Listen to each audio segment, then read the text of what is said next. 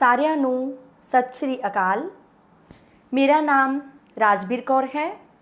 ਮੈਂ ਬਾਬਾ ਨਾਮਦੇਵ ਸਰਕਾਰੀ senior secondary school ਘੁਮਾਣ ਜ਼ਿਲ੍ਹਾ ਗੁਰਦਾਸਪੁਰ ਵਿਖੇ ਬਤੌਰ ਪੰਜਾਬੀ ਅਧਿਆਪਿਕਾ ਸੇਵਾ ਨਿਭਾ ਰਹੀ ਹਾਂ।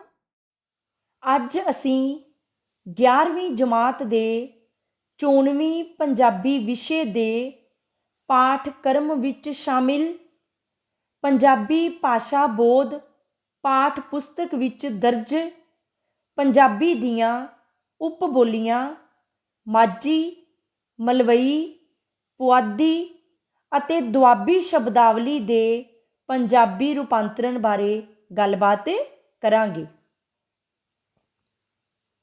ਸਭ ਤੋਂ ਪਹਿਲਾਂ ਆਪਾਂ ਗੱਲ ਕਰਾਂਗੇ ਭਾਸ਼ਾ ਅਤੇ ਪੰਜਾਬੀ ਭਾਸ਼ਾ ਬਾਰੇ। ਭਾਸ਼ਾ ਲੋਕ ਜੀਵਨ ਦਾ ਇੱਕ ਅਹਿਮ ਅੰਗ ਹੈ। ਇਹ ਮਨੁੱਖੀ ਸੱਭਿਅਤਾ ਦਾ ਸਭ ਤੋਂ ਵੱਧ ਕੀਮਤੀ ਸਰਮਾਇਆ ਹੈ। ਮਨੁੱਖ ਜਾਤੀ ਦੀ ਹੋਂਦ ਹੀ ਭਾਸ਼ਾ ਦੇ ਸਹਾਰੇ ਖੜੀ ਹੈ।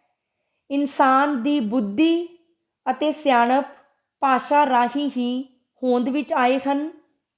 ਭਾਸ਼ਾ ਕਰਕੇ ਹੀ ਇੱਕ ਮਨੁੱਖ ਆਪਣੇ ਘਰ ਨਾਲ, ਆਪਣੇ ਭਾਈਚਾਰੇ ਨਾਲ, ਆਪਣੇ ਆਂਢ ਗੁਆਂਢ ਨਾਲ, ਆਪਣੇ ਰਿਸ਼ਤੇਦਾਰਾਂ ਨਾਲ ਅਤੇ ਆਪਣੇ ਆਲੇ ਦੁਆਲੇ ਦੇ ਹੋਰ ਲੋਕਾਂ ਨਾਲ ਸਾਂਝ ਸਥਾਪਿਤ ਕਰਦਾ ਹੈ। ਇਹ ਸਾਂਝ ਬਣਾਉਣ ਲਈ ਉਹ ਦੋ ਤਰੀਕੇ ਅਪਣਾਉਂਦਾ ਹੈ, ਇੱਕ ਬੋਲ ਕੇ ਅਤੇ ਦੂਜਾ ਲਿਖ ਕੇ। ਇਸ ਪ੍ਰਕਾਰ ਭਾਸ਼ਾ ਉਹ ਸਾਧਨ ਹੈ ਜਿਸ ਰਾਹੀਂ ਮਨੁੱਖ ਆਪਣੇ ਵਿਚਾਰ ਅਤੇ ਭਾਵ ਦੂਜਿਆਂ ਤੱਕ ਪਹੁੰਚਾਉਂਦਾ ਹੈ। ਪੰਜਾਬੀ ਪੰਜਾਬ ਦੀ ਲੋਕ ਭਾਸ਼ਾ ਹੈ। ਸਾਨੂੰ ਮਾਂ ਦੇ ਦੁੱਧ ਨਾਲ ਇਸ ਦੀ ਗੁੜਤੀ ਮਿਲੀ ਹੈ। ਸਾਡਾ ਸਾਰਾ ਨਿੱਤ ਕਰਮ, ਕਾਰ ਵਿਹਾਰ, ਪੜ੍ਹਾਈ, ਰਸਮਾਂ ਰੀਤਾਂ, ਮੇਲੇ ਤਿਉਹਾਰ, ਗੀਤ ਸੰਗੀਤ ਅਤੇ ਕਿੱਸੇ ਕਹਾਣੀਆਂ ਸਭ ਇਸ ਦੇ ਆਸਰੇ ਹੀ ਚੱਲਦੇ ਹਨ। ਸਾਡਾ ਸਾਰਾ ਪਰਿਵਾਰ, ਭਾਈਚਾਰਾ ਅਤੇ ਸੱਭਿਆਚਾਰ ਇਸ ਦੇ ਆਸਰੇ ਹੀ ਉੱਭਰਦਾ ਹੈ। ਕਿਹਾ ਜਾਂਦਾ ਹੈ ਕਿ ਬੋਲੀ 12 ਕੋਹਾਂ ਤੇ ਬਦਲ ਜਾਂਦੀ ਹੈ। ਪੁਰਾਣੇ ਸਮਿਆਂ ਵਿੱਚ ਵਿਸ਼ੇਸ਼ ਭੂਗੋਲਿਕ ਸਥਿਤੀਆਂ ਹੋਣ ਕਾਰਨ ਅਤੇ ਆਵਾਜਾਈ ਦੀਆਂ ਸਹੂਲਤਾਂ ਨਾ ਹੋਣ ਕਾਰਨ ਇੱਕ ਖਿੱਤੇ ਦੇ ਲੋਕਾਂ ਦਾ ਦੂਸਰੇ ਖਿੱਤੇ ਦੇ ਲੋਕਾਂ ਨਾਲ ਕੋਈ ਬਹੁਤਾ ਮੇਲ ਜੋਲ ਨਹੀਂ ਹੁੰਦਾ ਸੀ। ਇਸ ਤੋਂ ਇਲਾਵਾ ਸੰਚਾਰ ਸਾਧਨਾਂ ਦਾ ਵੀ ਕੋਈ ਬਹੁਤਾ ਵਿਕਾਸ ਨਹੀਂ ਹੋਇਆ ਸੀ, ਜਿਸ ਕਾਰਨ ਇੱਕ ਪ੍ਰਾਂਤ ਜਾਂ ਇਲਾਕੇ ਵਿੱਚ ਲੋਕਾਂ ਦੁਆਰਾ ਬੋਲੀ ਜਾਣ ਵਾਲੀ ਭਾਸ਼ਾ ਵਿੱਚ ਉਚਾਰਨ ਅਤੇ ਸ਼ਬਦਾਵਲੀ ਦੇ ਪੱਖ ਤੋਂ ਥੋੜ੍ਹਾ ਬਹੁਤ ਅੰਤਰ ਜ਼ਰੂਰ ਹੁੰਦਾ ਸੀ। ਆਮ ਤੌਰ 'ਤੇ ਦਰਿਆ, ਸੰਘਣੇ ਜੰਗਲ, ਪਹਾੜ, ਰਾਜਸੀ ਅਤੇ ਆਰਥਿਕ ਕਾਰਨਾਂ ਆਦਿ ਵੀ ਭਾਸ਼ਾਈ ਭਿੰਨਤਾ ਕਾਇਮ ਰੱਖਣ ਵਿੱਚ ਸਹਾਇਕ ਸਿੱਧ ਹੁੰਦੇ ਸਨ।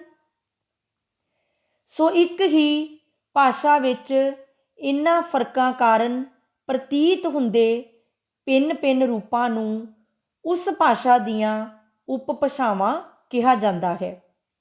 ਪੰਜਾਬੀ ਦੀਆਂ ਉਪ-ਭਾਸ਼ਾਵਾਂ ਦਰਿਆ ਸਤਲੁਜ, ਬਿਆਸ, ਰਾਵੀ, ਚਨਾਬ ਅਤੇ ਜੇਹਲਮ ਆਦਿ ਦੇ ਇਲਾਕਿਆਂ ਵਿੱਚ ਪੈਦਾ ਹੋਈਆਂ ਹਨ। ਕਿਸੇ ਵੀ ਉਪਭਾਸ਼ਾ ਦਾ ਘੇਰਾ ਖਾਸ ਇਲਾਕੇ ਤੱਕ ਸੀਮਤ ਹੁੰਦਾ ਹੈ। ਹਰੇਕ ਉਪਭਾਸ਼ਾ ਦਾ ਆਪਣਾ ਉਚਾਰਨ, ਲਹਿਜਾ ਅਤੇ ਸ਼ਬਦਾਵਲੀ ਦਾ ਪੱਧਰ ਹੁੰਦਾ ਹੈ, ਪਰ ਉਹਨਾਂ ਵਿਚਲੇ ਵਿਆਕਰਨਿਕ ਨਿਯਮ ਸਮਾਨਤਾ ਦੇ ਪੱਧਰ 'ਤੇ ਵਿਚਰਦੇ ਹਨ।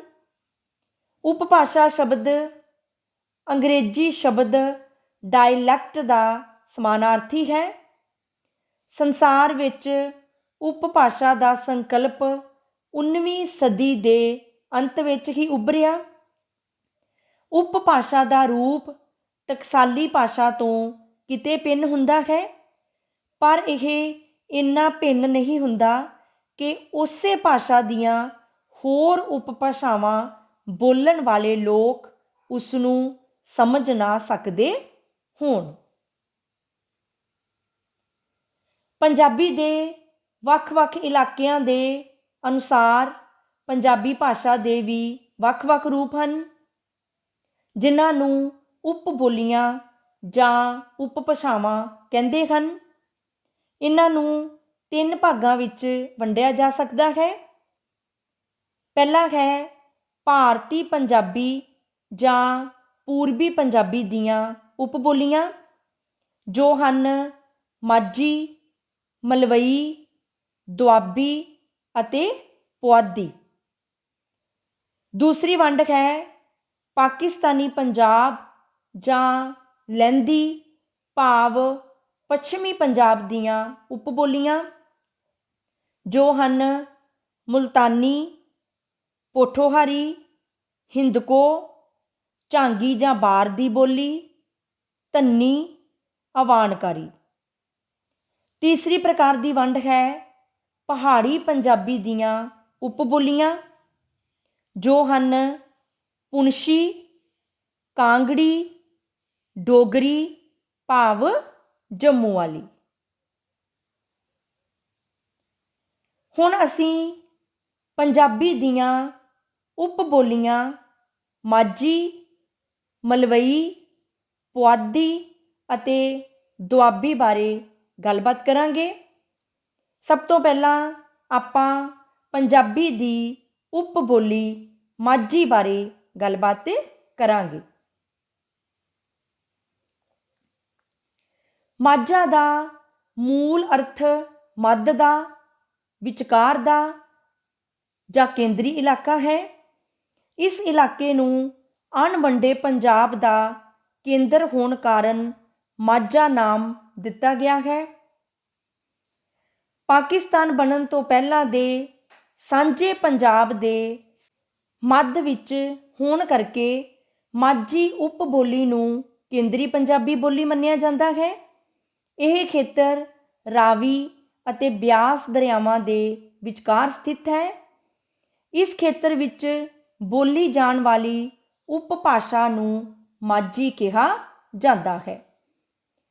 ਮਾਝੀ ਉਪ ਭਾਸ਼ਾ ਜ਼ਿਲ੍ਹਾ ਸ਼੍ਰੀ ਅੰਮ੍ਰਿਤਸਰ ਸਾਹਿਬ, ਤਰਨਤਾਰਨ ਸਾਹਿਬ, ਗੁਰਦਾਸਪੁਰ, ਪਠਾਨਕੋਟ, ਬਟਾਲਾ, ਪਾਕਿਸਤਾਨ ਵਿੱਚ ਲਾਹੌਰ ਅਤੇ ਸਿਆਲਕੋਟ, ਬਿਆਸ ਦਰਿਆ ਦੇ ਦੁਆਲੇ ਦੇ ਨਾਲ ਲੱਗਦੇ ਇਲਾਕੇ ਵਿੱਚ ਬੋਲੀ ਜਾਂਦੀ ਹੈ। ਇਸ ਵਿੱਚ ਪੰਜਾਬੀ ਦੀਆਂ ਤਿੰਨੇ ਸੁਰਾਂ ਉੱਚੀ, ਨੀਵੀਂ ਤੇ ਸਾਵੀ ਉਚਾਰੀਆਂ ਜਾਂਦੀਆਂ ਹਨ। ਇਸ ਵਿੱਚ ਸ਼ਬਦਾਂ ਦੇ ਵਿਚਕਾਰ ਅਤੇ ਅੰਤ ਵਿੱਚ ਹਾਹਾ ਧੁਨੀ ਦਾ ਉਚਾਰਨ ਨਹੀਂ ਹੁੰਦਾ। ਇਸ ਵਿੱਚ ਸੰਯੋਗਾਤਮਕ ਬਣਤਰ ਜ਼ਿਆਦਾ ਹੈ, ਜਿਵੇਂ ਹੱਥੀਂ ਕੀਤਾ, ਘੋੜਿਓਂ ਉਤਰਿਆ, ਬੱਸੇ ਚੜ੍ਹਿਆ ਆਦਿ। ਮਾਝੀ ਉਪਭਾਸ਼ਾ ਭਾਵੇਂ ਟਕਸਾਲੀ ਪੰਜਾਬੀ ਦਾ ਆਧਾਰ ਹੈ, ਪਰ ਬੋਲਚਾਲ ਦੇ ਪੱਧਰ 'ਤੇ ਇਸ ਵਿੱਚ ਟਕਸਾਲੀ ਨਾਲੋਂ ਕਾਫੀ ਫਰਕ ਹੈ। ਜਿਵੇਂ ਮਾਝੀ ਵਿੱਚ ਆਪਾਂ ਕਹਿੰਦੇ ਹਾਂ ਕੀ ਕਰਨ ਡਿਆ ਹੈ, ਪਰ ਟਕਸਾਲੀ ਪੰਜਾਬੀ ਵਿੱਚ ਕੀ ਕਰ ਰਿਹਾ ਹੈ।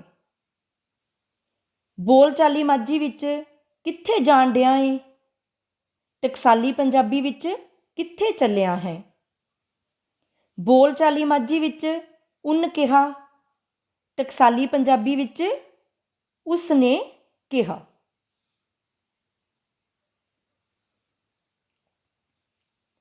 ਹੁਣ ਅਸੀਂ ਮਾਝੀ ਉਪਭਾਸ਼ਾ ਦੇ ਕੁਝ ਸ਼ਬਦਾਂ ਦਾ ਟਕਸਾਲੀ ਪੰਜਾਬੀ ਵਿੱਚ ਰੂਪਾਂਤਰਨ ਕਰਾਂਗੇ। ਇੱਥੇ ਕੁਝ ਸ਼ਬਦ ਮਾਝੀ ਸ਼ਬਦਾਵਲੀ ਦੇ ਦਿੱਤੇ ਹੋਏ ਹਨ। ਅਸੀਂ ਉਹਨਾਂ ਸ਼ਬਦਾਂ ਦਾ ਟਕਸਾਲੀ ਰੂਪਾਂਤਰ ਕਰਾਂਗੇ। ਜਿਵੇਂ ਸ਼ਬਦ ਹਨ ਗਾੜੀ, ਅੱਗੇ, ਰੁਮਾਨ, ਆਰਾਮ, ਭਾਊ, ਭਾਈ, ਕੂਣਾ, ਬੋਲਣਾ, ਆਂਦਾ, ਆਖਦਾ, ਡਿੱਠਾ, ਵੇਖਿਆ, ਆਪੂ, ਆਪੇ। ਮਾਝੀ ਸ਼ਬਦਾਵਲੀ ਹੈ ਟੱਲੀ, ਇਸ ਦਾ ਟਕਸਾਲੀ ਰੂਪਾਂਤਰ ਹੈ ਲੀਰ ਜਾਂ ਢਾਕੀ। ਬੁੱਢੀ ਘਰਵਾਲੀ, ਖੜਨਾ ਲੈ ਜਾਣਾ, ਮੁੱਢ ਕੋਲ, ਲਾਗੇ ਨੇੜੇ, ਵਾਂਢੇ ਟਿੰਡੇ ਲਾਉਣੇ, ਪੈਸਾ ਪੈਸਾ, ਸਲੂਣਾ ਸਬਜ਼ੀ ਭਾਜੀ, ਝਾਈ ਮਾਂ, 11 11, ਧਿਆਨੂੰ ਤੁਹਾਨੂੰ, ਤੁਹਾਡਾ ਤੁਹਾਡਾ, ਬਹੁਤਾ ਬਹੁਤਾ, ਨੀਂਦਰਾ ਨਿਉਂਦਰਾ।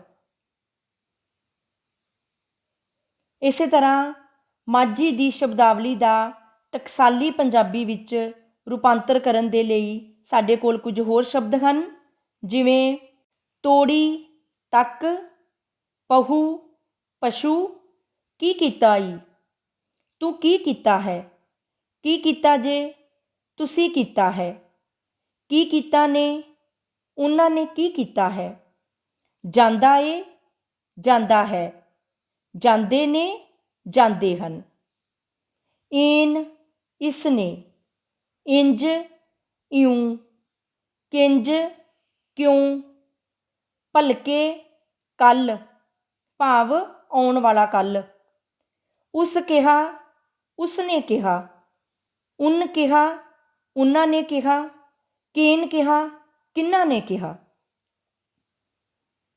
ਇਹ ਸਨ ਕੁਝ ਸ਼ਬਦ ਮਾਝੀ ਸ਼ਬਦਾਵਲੀ ਦੇ। ਅਸੀਂ ਇਹਨਾਂ ਸ਼ਬਦਾਂ ਦਾ ਟਕਸਾਲੀ ਰੂਪਾਂਤਰ ਕੀਤਾ ਹੈ। ਅਗਲੀ ਪੰਜਾਬੀ ਉਪ ਬੋਲੀ ਹੈ ਮਲਵਈ। ਮਲਵਈ ਪੰਜਾਬ ਦੇ ਮਾਲਵਾ ਖੇਤਰ ਦੀ ਉਪਭਾਸ਼ਾ ਹੈ। ਮਲਵਈ ਸ਼ਬਦ ਮਾਲਵ ਤੋਂ ਬਣਿਆ ਹੈ। ਮਾਲਵ ਆਰੀਆ ਲੋਕਾਂ ਦੀ ਇੱਕ ਜਾਤੀ ਸੀ। ਇਹ ਬਹੁਤ ਪ੍ਰਾਚੀਨ ਉਪਬੋਲੀ ਹੈ। ਪੁਰਾਣੀ ਵੈਦਿਕ ਭਾਸ਼ਾ ਦੇ ਸ਼ਬਦ ਅੱਜ ਵੀ ਇਸ ਵਿੱਚ ਸੰਭਾਲੇ ਪਏ ਹਨ। ਮਲਵਈ ਉਪਭਾਸ਼ਾ ਵਿੱਚ ਧੁਨੀ ਸੰਗੋੜ ਦੀ ਰੁਚੀ ਬਹੁਤ ਹੈ, ਜਿਸ ਕਰਕੇ ਅਨਾਜ ਨੂੰ ਨਾਜ, ਅਖੰਡ ਪਾਠ ਨੂੰ ਖੰਡ ਪਾਠ, ਇਨਾਮ ਨੂੰ ਨਾਮ ਕਿਹਾ ਜਾਂਦਾ ਹੈ। ਇਸ ਵਿੱਚ ਵਰਨ ਸੱਸੇ ਪੈਰ ਬਿੰਦੀ, ਸ਼ੱਸ਼ਾ ਅਤੇ ਸੱਸੇ ਦਾ ਅੰਤਰ ਵਟਾਂਦਰਾ ਹੁੰਦਾ ਹੈ। ਇਸ ਕਰਕੇ ਛਾਤੀ ਨੂੰ ਛਾਤੀ, ਸ਼ੀਸ਼ੇ ਤੋਂ ਸੱਸੇ ਪੈਰ ਬਿੰਦੀ, ਸੜਕ ਤੋਂ ਸੜਕ, ਸੱਸੇ ਤੋਂ ਸ਼ੀਸ਼ਾ ਵਰਨ, ਸ਼ੁਰੂ ਸ਼ੁਰੂ, ਸੱਸੇ ਪੈਰ ਬਿੰਦੀ ਤੋਂ ਸ਼ੀਸ਼ਾ। ਇਸ ਕਰਕੇ ਇਸ ਦੇ ਵਿੱਚ ਸੱਸੇ ਪੈਰ ਬਿੰਦੀ, ਸ਼ੱਸ਼ਾ ਅਤੇ ਸੱਸੇ ਦਾ ਅੰਤਰ ਵਟਾਂਦਰਾ ਹੁੰਦਾ ਹੈ। ਇਸ ਦੇ ਪੜਨਾਂਵ ਤੁਹਾਨੂੰ, ਤੁਹਾਡਾ, ਤੁਹਾਡਾ ਨਿਵੇਕਲੇ ਹਨ। ਸੰਬੰਧਕਾਂ ਵਿੱਚ ਕਾ, ਕੀ, ਕੇ, ਕਿਆ, ਕੀਆ ਨਿਵੇਕਲੇ ਹਨ। ਮਲਵਈ ਉਪਭਾਸ਼ਾ ਕਿੱਥੇ ਕਿੱਥੇ ਬੋਲੀ ਜਾਂਦੀ ਹੈ? ਇਹ ਜ਼ਿਲ੍ਹਾ ਲੁਧਿਆਣਾ, ਸ਼੍ਰੀ ਮੁਕਤਸਰ ਸਾਹਿਬ, ਫਰੀਦਕੋਟ, ਫਾਜ਼ਿਲਕਾ, ਮੋਗਾ, ਬਠਿੰਡਾ, ਮਾਨਸਾ, ਬਰਨਾਲਾ, ਫਿਰੋਜ਼ਪੁਰ, ਸਿਰਸਾ ਭਾਵ ਹਰਿਆਣਾ, ਸੰਗਰੂਰ, ਫਤਿਹਗੜ੍ਹ ਸਾਹਿਬ ਦਾ ਕੁਝ ਹਿੱਸਾ ਅਤੇ ਪਟਿਆਲੇ ਜ਼ਿਲ੍ਹੇ ਦਾ ਦੱਖਣ ਪੱਛਮੀ ਭਾਗ ਵੀ ਮਾਲਵੇ ਦੇ ਖੇਤਰ ਵਿੱਚ ਆਉਂਦਾ ਹੈ। ਇੱਥੇ ਮਲਵਈ ਉਪਭਾਸ਼ਾ ਬੋਲੀ ਜਾਂਦੀ ਹੈ। ਹੁਣ ਅਸੀਂ ਮਲਵਈ ਉਪਭਾਸ਼ਾ ਦੇ ਕੁਝ ਸ਼ਬਦਾਂ ਦਾ ਟਕਸਾਲੀ ਪੰਜਾਬੀ ਵਿੱਚ ਰੂਪਾਂਤਰ ਕਰਾਂਗੇ। ਇੱਕ ਪਾਸੇ ਮਲਵਈ ਸ਼ਬਦਾਵਲੀ ਹੈ ਅਤੇ ਦੂਸਰੇ ਪਾਸੇ ਟਕਸਾਲੀ ਰੂਪਾਂਤਰ। ਸ਼ਬਦ ਹਨ ਸਦੇਹਾਂ ਸਵੇਰੇ, ਸਾਂਝਰੇ ਤੜਕੇ, ਮਾਖੋ ਚੋੜ ਸ਼ਰਾਰਤ, ਜਰਾਂਦ, ਜੇਰਾ ਜਾਂ ਧੀਰਜ, ਤੰਗੇੜ, ਧੱਕਾ, ਸ਼ਹੀ ਦੇਣ, ਛੇਤੀ ਨਾਲ, ਨਕੋਚ, ਨੁਕਸ, ਖਬਣੀ, ਖਬਰ ਨਹੀਂ, ਤੋਕੀ, ਐਤਕੀ, ਘੋਲ, ਸੁਸਤੀ ਜਾਂ ਆਲਸ, ਖੁਣੋ, ਬਿਨਾ, ਠਾਣੀ, ਰਾਹੀਂ, ਐਵੇਂ, ਐਵੇਂ, ਭਾਨੀ, ਚੁਗਲੀ, ਹੁਜਕਾ, ਝਟਕਾ, ਬੱਬਰ, ਢਿੱਡ, ਪੱਚੀ, ਪੰਜੀ, ਕਚਾਨੀ, ਚਲਾਕੀ, ਕੇਰਾਂ, ਇੱਕ ਵੇਰਾਂ, ਮਖਿਆ, ਮੈਂ ਆਖਿਆ, ਜਮਾਈ, ਉਕਾਈ। ਮਲਵਈ ਉਪਭਾਸ਼ਾ ਦੇ ਕੁਝ ਹੋਰ ਸ਼ਬਦਾਂ ਦਾ ਅਸੀਂ ਟਕਸਾਲੀ ਪੰਜਾਬੀ ਵਿੱਚ ਰੂਪਾਂਤਰ ਕਰਾਂਗੇ। ਜਿਵੇਂ ਸ਼ਬਦ ਹਨ ਖੋਜਾ, ਖਲੋਜਾ, ਵਗਣਾ, ਤੁਰਨਾ ਜਾਂ ਜਾਣਾ, ਜਨ, ਜੰਝ, ਮੋਹਰੇ, ਅੱਗੇ, ਆਥਣ, ਸ਼ਾਮ, ਆਪਦਾ, ਆਪਣਾ, ਬੋਤਾ, ਊਠ, ਆਵਾਂਗੇ, ਆਵਾਂਗੇ, ਤੁਹਾਨੂੰ, ਤੁਹਾਨੂੰ, ਤੁਹਾਡਾ, ਤੁਹਾਡਾ, ਬਾਈ, ਵੱਡਾ ਭਾਈ, ਬੋਦਾ, ਪੁਰਾਣਾ, ਆਖੂੰਗਾ, ਆਖਾਂਗਾ, ਜਬਲੀ, ਊਲ ਜਲੂਲ, ਐਵੇਂ ਕਿਵੇਂ, ਇਵੇਂ, ਜਿਵੇਂ, ਛੀ, ਛੇ, ਬਰੋ, ਬਰੋਬਰ, ਬਰਾਬਰ, ਕੀ ਕਹਿੰਦਾ ਤੂੰ, ਕੀ ਕਹਿੰਦਾ ਹੈ, ਊਈ, ਉਂਝ ਹੀ, ਡੂੜ, ਡੇਢ। ਇਹ ਸੀ ਮਲਵਈ ਉਪਭਾਸ਼ਾ, ਜਿਸ ਦੇ ਸ਼ਬਦਾਂ ਦਾ ਅਸੀਂ ਟਕਸਾਲੀ ਪੰਜਾਬੀ ਵਿੱਚ ਰੂਪਾਂਤਰਨ ਕੀਤਾ ਹੈ। ਅਗਲੀ ਉਪਭਾਸ਼ਾ ਦਾ ਨਾਂ ਹੈ ਪੁਆਧੀ। ਪੁਆਧੀ ਪੰਜਾਬ ਦੇ ਪੁਆਧ ਇਲਾਕੇ ਦੀ ਉਪਭਾਸ਼ਾ ਹੈ। ਪੁਆਧ ਦਾ ਭਾਵ ਚੜ੍ਹਦੇ ਵਾਲੇ ਪਾਸੇ ਦਾ ਅੱਧਾ ਹਿੱਸਾ। ਪੁਆਧ ਪੰਜਾਬ ਦੇ ਪੂਰਬੀ ਭਾਗ ਨੂੰ ਵੀ ਕਿਹਾ ਜਾਂਦਾ ਹੈ। ਪੁਆਧ ਨੂੰ ਪਹਾੜ ਦੇ ਪੈਰਾਂ ਦਾ ਇਲਾਕਾ ਵੀ ਕਿਹਾ ਜਾਂਦਾ ਹੈ। ਇਸ ਦੇ ਖੇਤਰ ਵਿੱਚ ਜ਼ਿਲ੍ਹਾ ਰੂਪਨਗਰ ਭਾਵ ਰੋਪੜ, ਸਾਹਿਬਜ਼ਾਦਾ ਅਜੀਤ ਸਿੰਘ ਨਗਰ, ਪਟਿਆਲੇ ਦਾ ਪੂਰਬੀ ਹਿੱਸਾ, ਸੰਗਰੂਰ ਦੇ ਮਲੇਰਕੋਟਲੇ ਵੱਲ ਦਾ ਖੇਤਰ, ਫਤਿਹਗੜ੍ਹ ਸਾਹਿਬ ਦਾ ਪੂਰਬੀ ਹਿੱਸਾ, ਹਰਿਆਣੇ ਵਿੱਚ ਅੰਬਾਲੇ ਦਾ ਪੱਛਮੀ ਹਿੱਸਾ, ਨਾਲਾਗੜ੍ਹ ਦਾ ਪਿਛਲਾ ਪਾਸਾ, ਸਤਲੁਜ ਨਾਲ ਲੱਗਦੀ ਜ਼ਿਲ੍ਹਾ ਲੁਧਿਆਣੇ ਦੀ ਗੁੱਠ ਅਤੇ ਜੀਂਦ ਦੇ ਕੁਝ ਪਿੰਡ ਸ਼ਾਮਿਲ ਹਨ। ਜ਼ਿਲ੍ਹਾ ਲੁਧਿਆਣੇ ਵੱਲ ਵਹਿੰਦੇ ਦਰਿਆ ਤੋਂ ਲੈ ਕੇ ਘੱਗਰ ਤੱਕ ਪੁਆਧੀ ਉਪਭਾਸ਼ਾ ਦਾ ਖੇਤਰ ਹੈ। ਪੁਆਧੀ ਵਿੱਚ ਪੰਜਾਬੀ ਦੀਆਂ ਤਿੰਨੇ ਸੁਰਾਂ ਮਿਲਦੀਆਂ ਹਨ। ਇਸ ਦੇ ਕਈ ਸ਼ਬਦਾਂ ਦੇ ਅੰਤ ਅਤੇ ਵਿਚਕਾਰ ਹਾਹਾ ਧੁਨੀ ਦਾ ਪੂਰਾ ਉਚਾਰਨ ਹੁੰਦਾ ਹੈ। ਇਸ ਵਿੱਚ ਬਾਂਗਰੂ ਅਤੇ ਮਲਵਈ ਦਾ ਰਲਾ ਹੋਣ ਕਰਕੇ ਦੁਭਾਸ਼ਿਕ ਦੁਸੰਧੀ ਸ਼ਬਦ ਬਹੁਤ ਹਨ, ਜਿਵੇਂ ਬਿਚਮਾ, ਹਮਾਨੂ, ਮਾਨੂ, ਥਾਨੂ ਆਦਿ। ਇਸ ਦੇ ਸੰਬੰਧਕ ਵੀ ਵਿਸ਼ੇਸ਼ ਹਨ, ਜਿਵੇਂ ਨਾਲੇ ਕੇ, ਗੈਲ ਗੈਲ, ਕਸਬੇ ਕੇ, ਲਵੇ ਜਹਾਂ, ਤੀ, ਤੀਆਂ, ਤਾ, ਤੇ ਇਸ ਦੀਆਂ ਨਿਵੇਕਲੀਆਂ ਸਹਾਇਕ ਕਿਰਿਆਵਾਂ ਹਨ। ਹੁਣ ਅਸੀਂ ਪੁਆਧੀ ਸ਼ਬਦਾਵਲੀ ਦਾ ਟਕਸਾਲੀ ਪੰਜਾਬੀ ਵਿੱਚ ਰੂਪਾਂਤਰ ਕਰਾਂਗੇ। ਜਿਵੇਂ ਪੁਆਧੀ ਸ਼ਬਦਾਵਲੀ ਦਾ ਸ਼ਬਦ ਹੈ ਬਿਚਮਾ। ਇਸ ਸ਼ਬਦ ਦਾ ਟਕਸਾਲੀ ਰੂਪਾਂਤਰ ਹੈ ਵਿੱਚ। ਅਗਲੇ ਸ਼ਬਦ ਹਨ ਕਾਸਮਾ, ਕਿਸ ਵਿੱਚ, ਗੈਲ ਗੈਲ, ਨਾਲ ਨਾਲ, ਬੀ, ਵੀ, ਸਵਾਰ, ਅਸਵਾਰ, ਕਹਿਮਾ, ਕਿਨਵਾਂ, ਠਾਨੂੰ, ਤੈਨੂੰ, ਇਹਾਂ, ਇੱਥੇ, ਇਉਂ, ਇਵੇਂ, ਇਬ, ਹੁਣ, ਇਥਕੇ, ਐਤਕੀ, ਤੋਕੀ, ਐਤਕੀ, ਕਾਤੇ, ਕਿਉਂ, ਛੋਕਰੀ, ਲੜਕੀ, ਥਮਾਨੂੰ, ਤੈਨੂੰ, ਥਮੇ, ਤੁਸੀਂ। ਹੁਣ ਅਸੀਂ ਕੁਝ ਹੋਰ ਸ਼ਬਦ ਦੇਖਾਂਗੇ ਅਤੇ ਉਹਨਾਂ ਸ਼ਬਦਾਂ ਦਾ ਪੁਆਧੀ ਸ਼ਬਦਾਵਲੀ ਤੋਂ ਟਕਸਾਲੀ ਪੰਜਾਬੀ ਵਿੱਚ ਰੂਪਾਂਤਰ ਕਰਾਂਗੇ।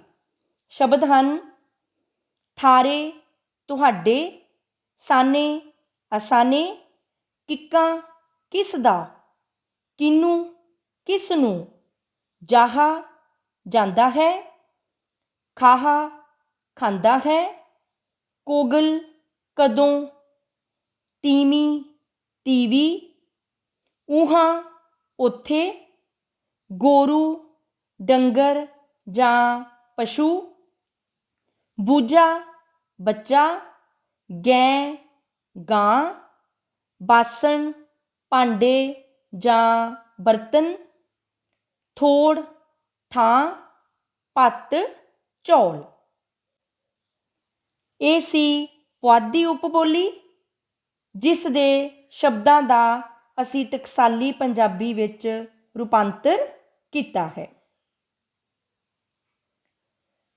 ਹੁਣ ਅਸੀਂ ਦੁਆਬੀ ਉਪਬੋਲੀ ਬਾਰੇ ਗੱਲਬਾਤ ਕਰਾਂਗੇ।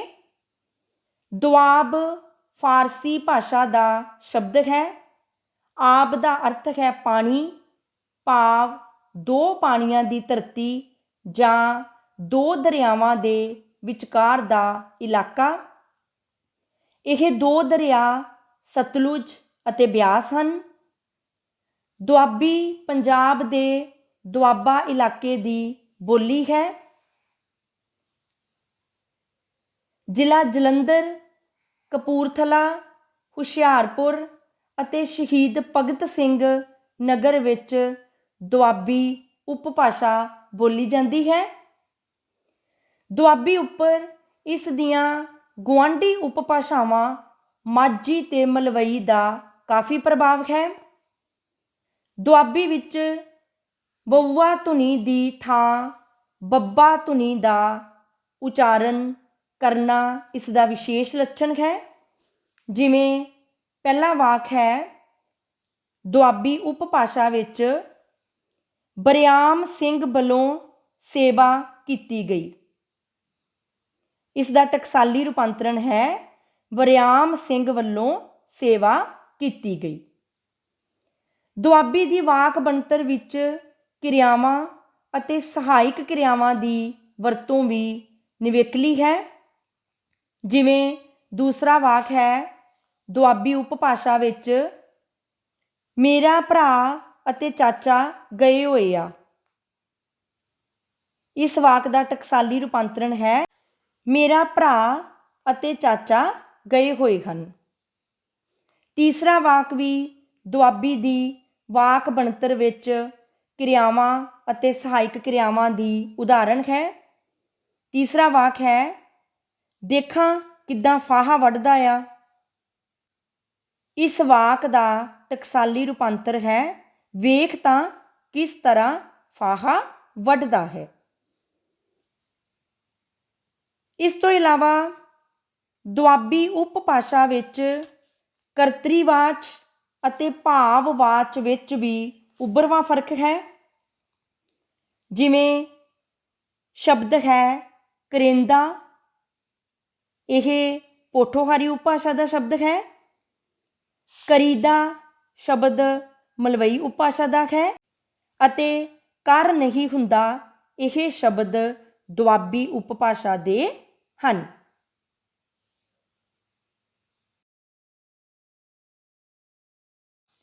ਹੁਣ ਅਸੀਂ ਦੁਆਬੀ ਸ਼ਬਦਾਵਲੀ ਦਾ ਟਕਸਾਲੀ ਪੰਜਾਬੀ ਵਿੱਚ ਰੂਪਾਂਤਰ ਦੇਖਾਂਗੇ। ਇੱਕ ਪਾਸੇ ਦੁਆਬੀ ਸ਼ਬਦਾਵਲੀ ਦੇ ਸ਼ਬਦ ਹਨ ਅਤੇ ਦੂਸਰੇ ਪਾਸੇ ਟਕਸਾਲੀ ਸ਼ਬਦਾਵਲੀ ਦੇ ਸ਼ਬਦ ਹਨ ਕਿ, ਕਿਉ, ਪੇ, ਪਿਓ, ਦੇ, ਦਿਓ, ਬੀਹੀ, ਵੀਵਾਂ, ਜਨੇਤ, ਜੰਝ, ਪੱਛੋਂ, ਪੱਛਮ, ਲਵੇਂਗਾ, ਲਵੇਂਗਾ, ਗੋਲੂ, ਗੋਲਾ, ਚੋ, ਜਲਧਾਰ, ਜੰਮਣ, ਜਾਗ ਭਾਵ ਦਹੀਂ ਲਈ, ਨੇਂਦਾ, ਨਿਉਂਦਰਾ, ਜਿੱਦਣ, ਜਦੋਂ, ਕਿੱਦਣ, ਕਦੋਂ, ਚੱਕ, ਚੁੱਕ, ਪੱਟ, ਪੁੱਟ, ਭਾਬੀ, ਮਾਂ। ਹੁਣ ਅਸੀਂ ਕੁਝ ਹੋਰ ਸ਼ਬਦ ਦੇਖਾਂਗੇ। ਉਹਨਾਂ ਸ਼ਬਦਾਂ ਦਾ ਦੁਆਬੀ ਸ਼ਬਦਾਵਲੀ ਤੋਂ ਟਕਸਾਲੀ ਪੰਜਾਬੀ ਵਿੱਚ ਰੂਪਾਂਤਰ ਕਰਾਂਗੇ। ਸ਼ਬਦ ਹਨ ਗੱਬੇ, ਦਰਮਿਆਨ, ਲੱਜਣਾ, ਲੱਭਣਾ, ਕਿੱਦਾਂ, ਕਿਵੇਂ, ਰੀਣਕੂ, ਭੋਰਾ ਭਰ, ਤਮੂੜੀ, ਭਰਿੰਡ, ਤੌੜੀ, ਮਟਕੀ, ਮੁੱਲ ਜ਼ਿਆਦਾ ਆ, ਮੁੱਲ ਜ਼ਿਆਦਾ ਹੈ, ਜਿੱਦਾਂ, ਜਿਵੇਂ, ਤੁਹਾਡਾ, ਤੁਹਾਡਾ, ਭੇਂ ਕੇ, ਭਿਉਂ ਕੇ, ਸੀਗਾ, ਸੀ, ਸੀਗੇ, ਸਨ, ਖਾਊਂਗਾ, ਖਾਵਾਂਗਾ, ਜਾਊਂਗਾ, ਜਾਵਾਂਗਾ, ਨੋਹ, ਨੂੰਹ, ਹੁਧਾਰ, ਉਧਾਰ।